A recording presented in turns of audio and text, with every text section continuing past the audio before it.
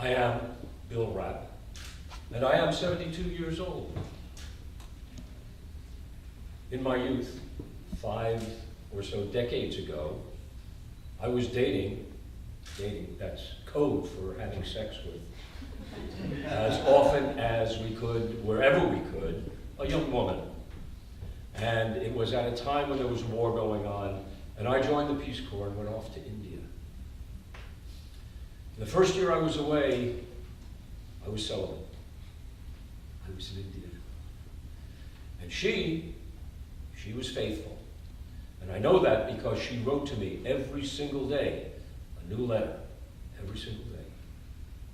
7 days a week, 365 days, I got mail. And then, the letter stopped. And somehow I knew that she was dating, having sex with, someone else. But I didn't want to believe it. Back in those days, before computers, before cell phones, we communicated long distance by things called, that you probably don't remember, but we called them letters. And when a relationship was going to break up, the letters were called Dear John letters. No one writes letters anymore. I suspect Dear John letters have become Dear John text messages. It's OVR, happy face, or maybe sad face. In any event, the letter finally came. And I was devastated.